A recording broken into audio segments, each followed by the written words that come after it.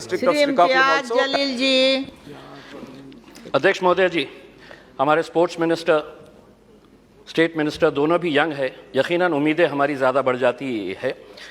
मैं आपको कुछ बातें बताना चाहता हूँ। मोरक्को बहुत छोटा सा देश है, लेकिन जब ब्राज़ील को हराया तो शायद ब्राज़ील ने कभी सपने में भी नहीं सोचा होगा कि मोरक्को से हम हार जाएंगे। मेसी की अर्जेंटीना को जब सऊदी अरब ने हराया तो अर्जेंटीना ने कभी सोचा भी नहीं होगा कि सऊदी अरेबिया हमें इस तरह से हरा सकता है करके। लेकिन ये दोनों टीम्स, चाहे वो मोरक्को हो या सऊदी अरेबिया, जब मैदान में उतरे होंगे, उन्होंने पिछले 5 सालों से लगातार मेहनत कर रहे हैं ये सोचकर कि हम उतरेंगे तो हम जीतेंगे करके। हमें 135 करोड़ की आबादी वाले देश के अंदर हम लोग क्या कर रहे थे उस वक्त? हम टेलीविज़न के सामने बैठे हुए थे और हम ताली बजा रहे थे। खिलाड़ी कोई और था मैदान के अंदर, लेकिन हम खुश हो रहे थे कि देखिए कितना अच्छा गेम हो रहा है करके। उसमें हमें अफसोस इस बात का होना चाहिए कि 135 करोड़ की आबादी वाले देश के अंदर हमने 11 फुटबॉल खिलाड़ियों को तैयार नहीं किया।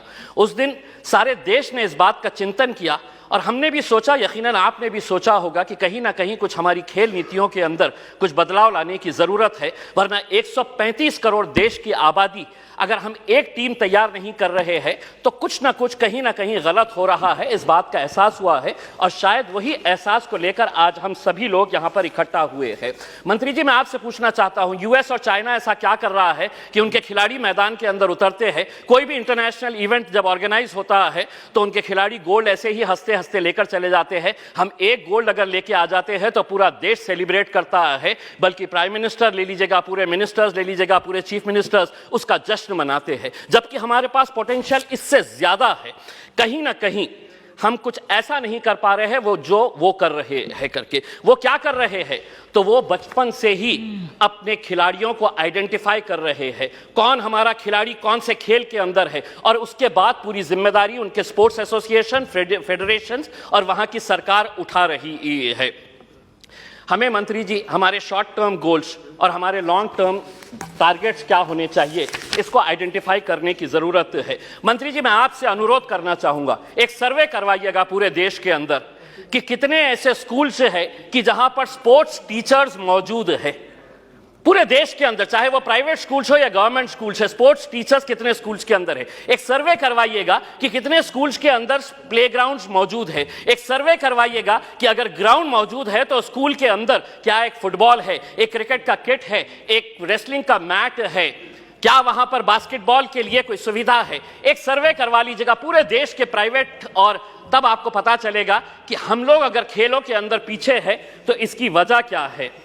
अध्यक्ष महोदय, मैं आपसे के जरिए मंत्री जी से यह अनुरोध करना चाहूंगा, 75 साल देश के आज़ादी के हो गए हैं, हम वैसे भी करोड़ों रुपया ऐसे वैसे कामों के ऊपर खर्च कर रहे हैं। मंत्री जी ये जिम्मा उठाइएगा कि 75 साल देश की आज़ादी के मौके के ऊपर हम हर स्कूल को एक स्पोर्ट्स किट प्रोवाइड करेंगे, जिसके अंदर एक फुटबॉल रहेगा, एक रेसलिंग का मैट रहेगा, एक बैडमिंटन के लिए, वॉलीबॉल के लिए जो नेट लगता है वो रहेगा। अध्यक्ष महोदय, एक मिनट, मैं सिर्फ सुझाव दे रहा हूं, और उसके ऊपर लिखिएगा कि अगर खेलेगा इंडिया तो जीतेगा इंडिया। उसके ऊपर आपकी तस्वीर लगाइए, आदरणीय पंत प्रधान जी की तस्वीर लगाइए, और एक 75 साल का तोहफा बोल के देश के तमाम स्कूल्स को आप ये दीजिएगा। हर राज्य के अंदर 4 कम से कम स्पोर्ट्स यूनिवर्सिटीज होनी चाहिए। मेरे शहर के अंदर थी, पूना वालों ने उठाकर उसे पूना लेकर चले गए। हम जमीन ढूंढते रह गए और उन्होंने कहा कि नहीं, हम पूना लेकर चले जाएंगे। 4 स्पोर्ट्स यूनिवर्सिटी, जिसका फोकस एरिया यही होना चाहिए, sports education, sports management, sports science, sports research और स्पोर्ट्स न्यूट्रिशन। मैं मंत्री जी आपको बताना चाहता हूं, औरंगाबाद के अंदर एक स्पोर्ट्स अथॉरिटी ऑफ इंडिया का साई का एक्सीलेंसी सेंटर है। आज तक करोड़ों रुपया आपने खर्च किए हैं उसके ऊपर, लेकिन कोई भी एक इंटरनेशनल लेवल का वहां पे इवेंट ऑर्गेनाइज नहीं किया गया है। आप खेलो इंडिया के जरिए आप अंडर 17 के टैलेंट को आप आइडेंटिफाई करते हैं, हम उसका स्वागत करते हैं। उसी तर्ज के ऊपर अगर स्कूल गेम्स फेडरेशन, अध्यक्ष सिर्फ एक minute, school games federation of India को यह जिम्मेदारी देते हैं कि आप अंडर 14 के जितने भी टैलेंट है उसको आइडेंटिफाई करिएगा।